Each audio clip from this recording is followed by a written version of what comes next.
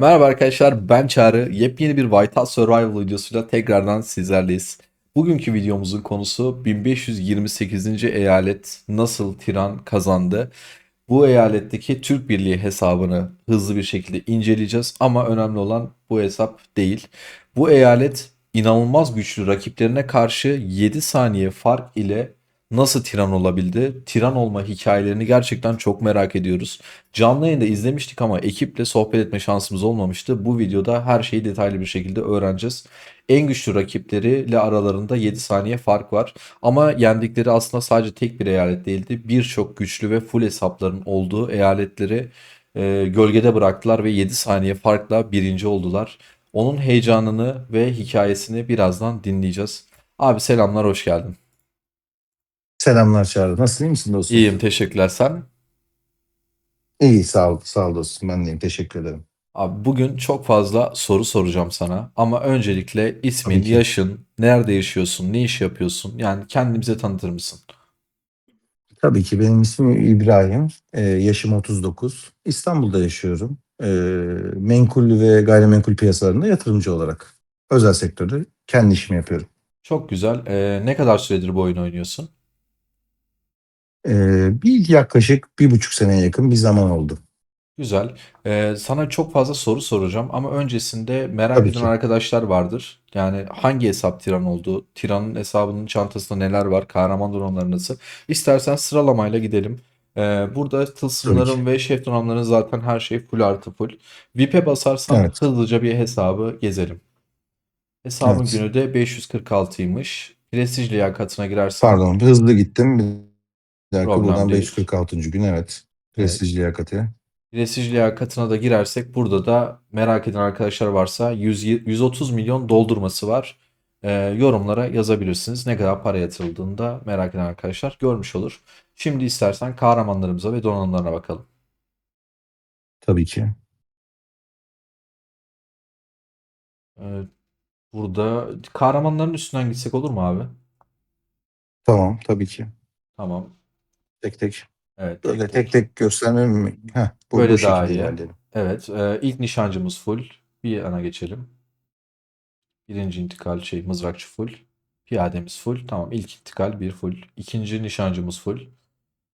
İkinci mızrakçımız full. İkinci piyademiz full. İki intikal full. Üçe geçelim abi. Üçüncü piyademiz full. Üçüncü nişancımız bu durumda. Tamam. Mızrakçımız da bu durumda. Üçüncü piyade şey intikalde full olmak üzere. Dörde geçtim abi. Evet, dörtte de bir şeyler basmışsın. İstersen sağa doğru geç abi. Arkadaşlar görsün. Tamamdır. Geri kalanlar da zaten Şöyle şuradan da birbirlerine dönsün. gösterebilirim istersen. Tamam. İstersen şöyle de gösterebilirim. Buradan böyle hepsini yavaş yavaş ilerletiyorum. Güzel. Buradan da arkadaşlar bakabilir. Şimdi istersen çantandaki hazır girmişken kaynaklara basalım ve birikimlerine bakalım. Tabii ki. 18.000 ateş kristali, 45B kaynak, 19.000 toz ve 1926'da ateş kristali. T12 için şey yapıyorsun herhalde, birikim yapmaya başlamışsın Hazırlık abi. yapıyorum. Hazırlık yapıyorum dostum. Güzel. 1700 ya da 1750 tane her biri için, fulllemek için Evet. bu şeyde arıtılmış ateş kristali istiyordu. Evet. Yavaş yavaş onun hazırlığını yapıyorum. Güzel. Kaynak ve hızlandırmalara tekrar bakalım sağ üstten. Tabii ki. Tabii ki. Ha, pardon, özür dilerim. Heh, burada. Estağfurullah.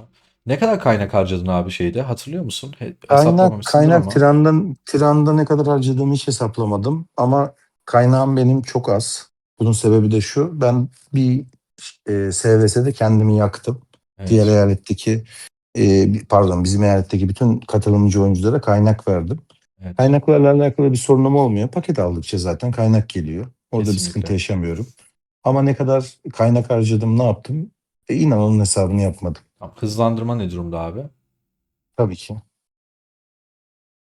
Ya, bu da şeyden sonra, Tiran'dan sonra azalmış. Tamam. Diğer kısmına geçelim. Tabii ki. Bonusları geçiyorum zaten. Tamam. Burada bir şey yok. Aşağı doğru yavaş yavaş inersen buradan merak eden Okey. arkadaşlar inceler zaten. Tamam. Burası. Çanta hesap full artı full olmasına rağmen çantada hala full artı full. Tiran Bunlar pet hesabı. hazırlığı. Zaten sen Evet. biliyorsun. Pet hazırlığı. Evet, yeni savunma petimiz gelecek. Kaplumbağa.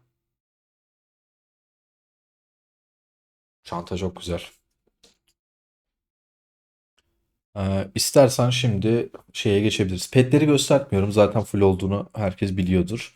Tabii ki. Uzmanlarını merak ediyoruz abi. Uzmanları ne Burada durumda? uzman birikimim var. Bir yandan da SVS hazırlık oynuyoruz. Tamam. Bu hafta bugün itibariyle basmaya başlayacağız. Evet. Uzman birikimim bu şekilde. Uzmanları da gösterebilirim tabii ki. Tamam. Nasıl göstermemi istersin sen? Şöyle Tıklayıp göstereyim. aynen. Amalos'tan. Bunların hepsi maksimum. Burada herhangi bir sorun yok. Bütün uzmanlar maksimum seviyede. Evet. İstersen direkt sağ taraftan da geçebilirsin abi. Okla. Nasıl yapabiliyorum? Ha. Aynen bir tanesine tıklayıp sağ tarafta okla geçebiliyorsun. Araştırma kısımlarını ne yaptın abi? Araştırma kısımları hepsinin ilk iki defteri bitti. Evet. Hepsinin ilk iki defteri bitti. Üçüncü defterlerine başladım. Güzel. Çok iyi. Yani mesela burada Ramulos'u gösterebilirim. Gene üçüncü defterde bu. İlk iki defter bitti. Tamamdır. Güzel. Ya biraz Uzmanlar saçma bir gayet iyi. maliyet, saçma bir süreç ama seviyeleri yükseltmek her zaman gerekli. Ama bu araştırmalar birazcık Megalodon balinalar için. Evet. Hesapta ne kadar askerim var? Tabii ki hemen göstereyim. Toplam 12 milyon asker var hesapta. Güzel. Evet, Tamam, hesapla alakalı hemen hemen her şeyi gördüysek şimdi sorularımıza geçebiliriz. Sorular dedim ama öncelikle bir eyaletin durumuna bakalım. Ona bakmadık. Liderlik tablosunu açabilir misin abi? tabii ki. Ee, Burada bize kahraman gücünü gösterebilir misin eyaletteki? Burada bir duralım. Ben ufak bir kıyas yapmak istiyorum. Kimlere karşı kazandığınızı net bir şekilde görelim. Öncelikle sizin 4 tane çok güçlü rakibiniz vardı. Birincisi 1496. eyalet. Diğeri 1539, diğeri 1543 ve ikinci sırada bitiren eyalet 1547. Şimdi sizin Evet. kahraman gücüne baktığımızda e, 4 oyuncunuz ilk kahramanı full. Burada ben sizin rakip eyaletiniz yani 1496'nın şöyle bir tablosunu çıkardım. Şöyle görebilirsiniz arkadaşlar. Kaç oyuncusu full? Burada 4 oyuncusu full. Diğer arkadaşlar biraz daha sizin yakın diyebilirim. Bir ekleme yapabilir miyim müsaadenle Tabii Çağrı? lütfen. Birinci sırada yer alan Nek çok değerli bir dostumuz. O katılamadı Tiran Savaşı'na. Evet. Dördüncü sıradaki yer alan Bori de Tiran'da ralli açmadı. Katılımcı olarak oynadı. Ha, sizin eyaletteki mi? Evet. Bizim eyaletteki durumda o ilk dörtteki birinci Nek Evet. yurt dışındaydı, uçaktaydı. Katılamadı ne yazık ki. Dördüncü sıradaki Bori de katılımcı olarak oynadı. Pet gücünü gösterir misin abi? Onu da kıyaslayalım. Tabii ki. Bir ve dördüncü sıradaki arkadaşların katılamaması çok kötü olmuş. Pet sıralaması da bu şekilde. Sen sadece 58'sin. Diğer arkadaşlar 45, Duygu 41. Rakibin petine de bu şekilde bakabilirsiniz arkadaşlar. 58, 51 her türlü üstün. Hazır bu ekrandayken hızlıca size diğer rakip eyaletlerden 1539'u göstermek istiyorum. 1539'un ise petleri 3 tane full peti ve dördüncü oyuncunun da full'e yakın peti var. Ve sizde sadece sen petçisin. Yani Lev katılamadı diyorsun. Senden sonra Duygu'nun 41 milyon Yok, inanılmaz. Lev değil. Çok özür diliyorum. Nek katılamadı. Nek. Özür Yanlış bir şey dilerim. söylemiyorum. Tamam, pardon. O zaman Lev sadece katıldı, Nek katılamadı. 3 oyuncu olarak şey yapmışsınız ama petlerde yine de Evet. ikinci sıradaki oyuncunun bile Lev'in bile peti aslında bayağı düşük. Kahraman gücüne baktığımızda ise kaç tane oyuncunuz? 8. Neredeyse ilk 10-11'deki oyuncunun ilk kahramanı 1539'da full arkadaşlar. Hızlıca diğer rakipleriniz 1543. eyalete bakıyorum. Bu görselleri özellikle Duygu'yla birlikte hazırladık. Duygu'ya da çok teşekkür ederim. Kimlerle birlikte savaştığınızı göstermek istedim. Burada amacım asla eyaletleri ezmek ya da kötülemek değil. Hani rakiplerinizin kim olduğunu izleyicilere aktarmak istiyorum. Burada kahraman güçlerine bakabilirsiniz. İnanılmaz fark var. Sağ tarafta da 1543'ün petçi oyuncularına baktığınızda 3 tane peti full, dördüncüde 50 milyonun üstünde bir peti görüyoruz. Ama en büyük rakibiniz yani ikinci sırada olan eyalet 1547'de farklar inanılmaz açılıyor. İlk kahramanı full 20 tane mi 15 tane oyuncu var. 1547 inanılmaz avantajlı başlamış Tiran Savaşı'na. Petlerde ise 5 tane peti full artı full oyuncu var. Ve 6. oyuncununki de full demek diyebiliriz. 57 milyon. Onun altındakiler ise yine çok güçlü. Hani Duygu'nunki 41 milyon, Lev'inki 45 milyon. Rakibinizin sizin ikinci, üçüncü oyuncu onların neredeyse 14. 15. oyuncu falan. Yani 14. Evet. oyuncu.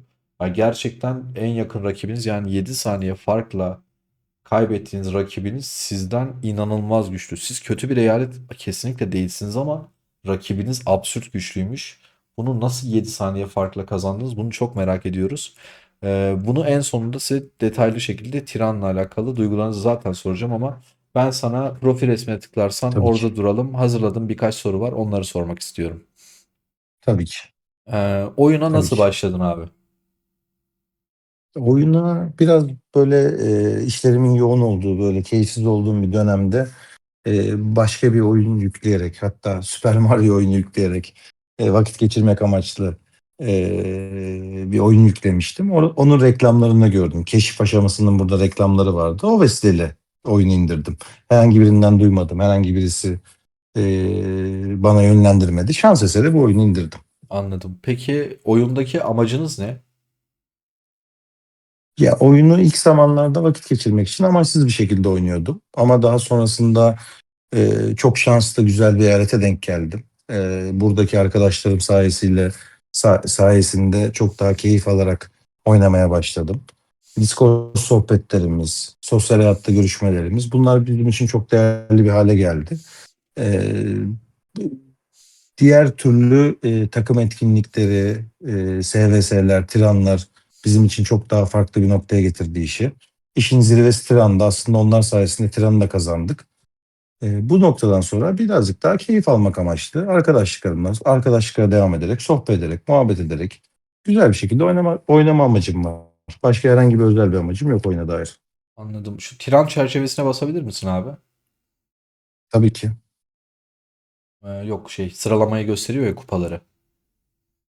Pardon. Hemen isminin üstünde. Evet, bura. Şu. Bir önceki Tiran'da da ikinci mi Biz dört oldunuz? onu evet dört tane tren oynadık. Bir tanesinde beşinci olduk. Sonra dördüncü olduk. Sonra ikinci olduk. Son trende de birinci olduk. Adım adım şampiyonluğa. Videoyu izlerken Evet, evet. gözlerimdeki, 5, 4, 2, 1. evet, Öyle o şekilde ilerliyoruz. benim gözümdeki gurur ve mutluluğu göreceksin abi videoyu izlersen. Peki sorayım. Süper. Konuyla alakalıyken bu hayattaki insanlarla nasıl bir araya geldiniz? Biz en başta oyunun en başında bir iki tane pardon özür dilerim iki tane Türk ittifakıydık. Dağınık bir şekilde oynuyorduk. Ee, Daha sonra zamanla bu Türk ittifakları bir araya geldi, birleştik. Ve aramıza yeni katılan transfer döneminde bizim sevgi çerçevesinde aile düzenimize, sistemimize uyan arkadaşlarımız oldu. Ailemiz daha da genişledi. Bu şekilde de sistemimiz, ailemiz, ekibimiz büyümeye başladı. Güzel. Bir geri gelir misin abi? Tabii ki. Ee, Oyunu bırakmayı düşünüyor musun ya da öyle bir düşüncen, planın var mı? Yani oyunu bırakmayı belki düşünebilirdim ama oyun da kendini çok fazla geliştiriyor. Son zamanlarda çok güzel etkinlikler gelmeye başladı. Bunlardan bir tanesi Tundra etkinliğiydi galiba. İsmini Evet, yanlış hatırlamıyorsam. doğru. Bizim için çok keyifli oldu ekip olarak. Katıldığımız çok güzel bir etkinlik oldu. Onların haricinde bu ekip olarak çok güzel bakabileceğim bir etkinlik. Bir yandan da bireysel olarak burada anıt var. Onu da göstereyim müsaaden olursa. Tabii, lütfen. Şurada bu anıt benim için çok böyle bireysel bir keyif oldu. Bu etkinlikleri tamamlamadan bu oyunu bırakacağımı çok fazla düşünmüyorum. Liderlik tablosunu gösterir misin burada? Bir Tiran hesabının liderlik tablosunu daha önce görmemiştim. İşte Burada Tiran, Duygu benim önümde. Tiran'da olsan bir kadını asla yenemiyorsun. Doğru, asla mümkün değil o. Kadınlara Burada saygımız sonsuz. kesinlikle, burada bunu görmüş olduk. Komşu hayatlerde de 25'in Burada sırası. burada burada şey lazım bize. Tundra etkinliğini kazanamadık. Şimdi Evet. oyunda da şu an hedefimiz o zaten.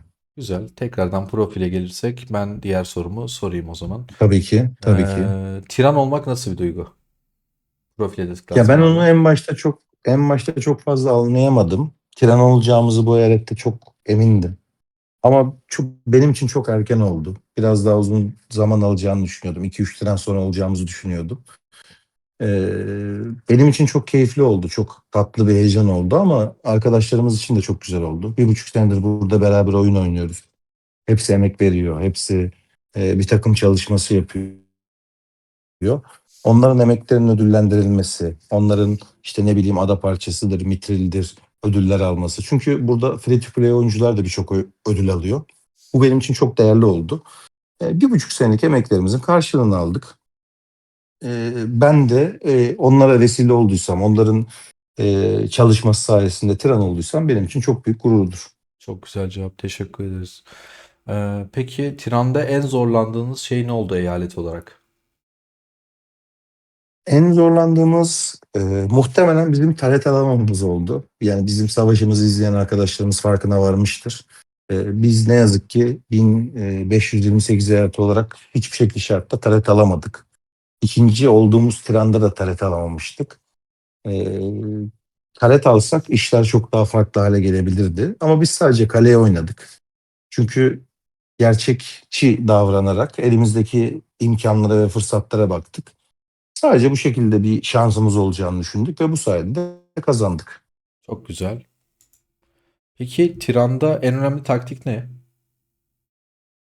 Ya bence en önemli taktikten öte seste insanların koordine olması, doğru bir şekilde aynı dili ya da farklı dilleri konuşarak birbirleriyle sohbet edebilmeleri. Bu çok değerli. Bizim en büyük avantajımız arkadaşlarımızın seste, DC'de bir araya gelmesi. Diğer önemli taktik de bence eyalet olarak birleşmek, eyalet olarak bir birliktelik sağlamak ve doğru bir şekilde kayıt olmak. Yani Evet. biz ittifak olarak, eyalet olarak çok doğru bir şekilde Tiran'a kayıt olduğumuzu düşünüyorum. Çünkü burada ittifak gücü olarak göstereyim. Buradaki bütün ittifaklar oylama yapıyor. Kimlerin 6 saat aktif olacağına karar veriyor ve biz 6 saat aktif olacak oyuncuları kayıt ediyoruz. Bu ya taktikten öte çok doğru bir hazırlık diyeyim. 6 saat boyunca aktif olacak 60 kişiyi seçmek ve bunların sesle koordine olabilmesi. Evet, çok güzel. Peki Tiran olmak isteyen eyaletlere bir tavsiyeniz var mı? Yani Tiran olan birinden tavsiye almak isteriz. Ya burada belki bir eksik bilgi verebilirim ama çünkü bizimki birazcık istisnai bir durum. Diğerleriyle kıyaslanacak bir durum olduğunu çok fazla düşünmüyorum. Tiran olmak istiyorsanız her şeyden önce doğru müttefikler seçmelisiniz. Ve insanlarla doğru müttefiklik anlaşmaları yapmalısınız diğer eyaletlerle. Ve kendi eyaletiniz içinde her şeyden en önemlisi eyalet içinde birleşmelisiniz. Yani bunu tek bir ittifak ya da tek bir kişi yapamaz. Burada ben de tek başıma yapma şansım yoktu. Bütün 1528 ailesi olarak, bütün ittifaklar olarak burada dediğim gibi PRS, TUR, KOR, FAN burada yazan bütün ittifaklar hepsi bir araya geldi. En iyi oyuncularını gönderdi. Benim tavsiyem de e, güçlü rakiplerle karşılaşacağınız kesin. Siz de eyalet olarak bir birliktelik sağlayın. Şansınız daha yüksek olacaktır. Güzel.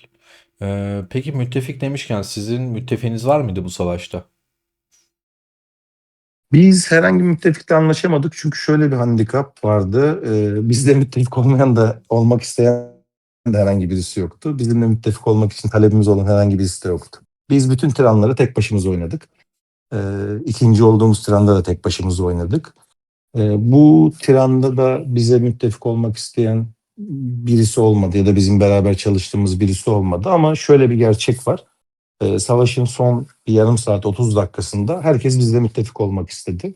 Çünkü kazanabileceğimizi gördükleri için herkes doğal olarak ödül almak istedi. Herkes e, Balinli oyuncuları da kendileri daha faydalanmak istedi.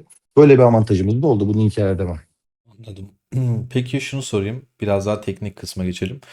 Formasyon ya da kahraman konusunu nasıl yaptınız? Ne yaptınız? Ne kullandınız? Ben 60-40-0 60-40-0 oynadım. Ben tamamen savunma üzerine odaklandım. Evet. Gatot, Sonya ve Bradley üzerine oynadım.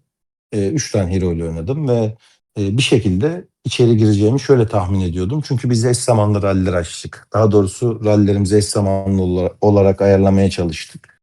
Duygu ve Lev hesapları daha farklı oynadı. Duygu hesabı tamamen 50-0-50 oynadı. Onun oynadığı formasyonda Geronimo, Mia ve Henrik vardı. E, Lev hesabı biraz daha hibrit oynadı. 60-40-0 ve 50-0-50'ye uygun olarak. Evet. Bizim beklentimiz şu şekilde oluştu. Lev ve Duygu hesabı önceden vurarak içeriği yumuşatması lazım. Benim de içeriye girmem lazımdı savunma hero'larıyla. Bu Evet. şekilde zamanlamamızı doğru ayarlayarak her seferinde neredeyse her vurduğumuzda içeri girebildik. Evet. Ya çok güzel. Ben giremesem bile diğer arkadaşlar girdi. Benden sonra dahil oldu. Abi şimdi bir sürü soru sordum. Her şeyi anladık ama ben hala anlamadım. Siz nasıl tiran oldunuz? Yani sizin rakipleriniz çok güçlü. Biraz önce videonun başında bir kıyas yaptım. Yani ikinci olan eyalet, ya kötülemek için asla söylemiyorum. Bu videonun asıl amacı yani tamamen sizin eyaletin Tabii ki. başarısını şey yapmak ama arkadaşlarım başarısızlığı da biraz garip geldi bana. Ben sizin savaşı izlediğimde siz 5 saat boyunca sıfır kule, hiç kule almadan birinci oldunuz. Ama Kesinlikle. arkadaşlar ben bir ara yayında yanlış hatırlamıyorsam bilmiyorum. Lütfen yanlışsa söyle bana. 3 tane taretleri vardı 1547'nin. Evet, doğru. Şöyle, bir de öyle çok şanssız bir ana denk geldi. 1547'nin 3 tane TRT aldığı zaman benim petleri açtığım zaman oldu. Evet. Benim petlerim açık olduğu zaman 1547 3 tane TRT aldı. Bu konuda da arkadaşlara şöyle teşekkür etmek istiyorum. Bizim ekipte çok güzel şöyle bir çalışma yaptılar. Dediğim gibi doğru kayıt olmak çok önemli. Ama mesela bizim ekip çok güzel bir toplama ekibi kurdu. 8-9 kişilik bir toplama ekibimiz vardı. Bu arkadaşlar durmadan işte o canavarları yen ne bileyim işte orada toplamaları yap. Onları çok mükemmel bir şekilde yaptılar. Biz diğerlerinin kule süresi bitince yani 1547'nin kule süresi bitince biz bütün bufflarımızı bir anda açabildik. Evet. Bütün buffları, tren bufflarını açtık. Bu bence çok güzel bir taktik oldu. Bu taktik benim taktiğim değil, bizim arkadaşların, ekibin taktiği. Biz bunu son 2 trendir yapıyoruz. E, Diğer kuleler kapandığı an biz bütün buffları açınca benim hesabım da tabii doğal olarak güçlü bir hesap olunca çok daha yüksek bir şekilde şansımız artıyor. Anladım. Güzel taktik. Ee, Diğer eyaletler 1547'ye özel saldırılar falan yaptılar mı diyeceğim de 3 taret alan birine ne kadar eyalet toplanırsa toplansın hani alamazlar. O yüzden yani Mümkün değil, düşüremiyorlar. evet. Yani biz şöyle bir de biz 50-0-50 duygu kullandı ama biz 50-0-50'yi bugünün taktiği değil. Biz onu da göstermek istiyorum mümkünse eğer. Tabii tabii. Biz yaklaşık bunun denemesini e, hemen hızlı bir şekilde gösteriyorum. Kusura bakmayın. Yok yok, problem değil. Tamam ki. Rapora bakabiliriz şimdi. Dediğim Bulduk gibi yani raporu. birçok Evet. formasyon tabii birçok formasyonu çok uzun zamandır deniyoruz. İşte 6-7 aydır e, denediğimiz formasyonlar arkadaşlarımızda. Evet. Farklı farklı formasyonlarımız var. Farklı farklı taktiklerimiz var. Bunlar da çok başarılı oldu. Tiran'da bunları kullandık. Senin kanalında bahsettiğin 40-0-60 formasyonu var. Henüz onu deneyemedik ama onun da çok değerli bir formasyon olduğunu arkadaşlar söylediler. Onu da bir sonrakinde deneriz diye düşünüyorum. Evet. Diğer Tiran eyaleti Django'lar da onu kullandılar savaş boyunca. Çok da başarılı oldular. Onları da tekrardan tebrik ederiz. Abi son olarak sana bir Evet. sorum var. 1528 Tabii. eyaleti olarak biliyorsun yakında transfer gelecek. Gelmek isteyen oyunculara Hı söylemek hı. istediğim bir şey var mı? Oyuncu alıyor musunuz, almıyor musunuz? Bu bir merak konusu. Ya da alıyorsanız da hangi hesaba mesaj atmaları gerekiyor? Sana zahmet cevaplarsan çok sevinirim. Ya burası çok biraz ihtiyarlar heyeti. Herkesin yaş ortalaması yüksek. O yüzden mümkünse genç oyuncular, genç kardeşlerimiz gelsin. Evet. Artık ihtiyarlara doyduk bu eyalette. Tabii işin şakası bir yana bizim aile ortamımıza, sosyal ortamımıza, sevgi saygı ortamımıza uyacak, kurallarımıza uyacak her arkadaşımıza kapımız açık. Gelmek isteyenler bana, Duygu'ya ya da ne bileyim turdaki diğer bütün R4'te de mesaj atabilirler. Seve seve onları ailemize dahil etmek isteriz. Onlarla beraber oynamaktan keyif alırız. Güzel. O zaman buradaki şu an aşağıda yazan 1528 X 440. Aşağıdaki direkt bir şehrin Ayava'nın oraya Gösterebilirim gelin. hemen şuradan. E, Tabii oraya geleyim. tamam. Sizin Ayava'nın oraya gelirsen abi. Şurada aşağıdaki koordinatlara tıklarsan Yazıyor ya aşağıda 1528 diye. Yok. Direkt koordinata tıkla. Ha, 1528 x 444 y 624. Buradan direkt ayağını görüp ittifak üyelerinden R5 ya da R4'leri Tabii istediğiniz ki. birine yazabilirsiniz arkadaşlar. Transfer için iletişime geçebilirsiniz. Ama benim sorularım bitti. Seninle video çekmek benim için gerçekten çok çok güzeldi. Umarım darısı tiran olmak diğer tüm Türk oyuncuların başına diyeyim. İnşallah. Başarılı olmak isteyen tüm eyaletlere diyelim. Son olarak sözü sana bırakmak istiyorum. Ben de çok keyif aldım. Çok teşekkür ederim konuk olduğum için. Bir kusurumuz olduysa affola.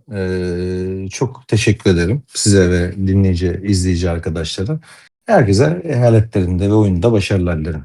Teşekkür ederiz. Arkadaşlar video hoşunuza gittiyse beğenip yorum yapmayı, kanala abone olmayı lütfen unutmayın. Yeni videolarda, yeni canlı yayınlarımızda görüşmek üzere. Sağlıcakla kalın. Herkese iyi günler.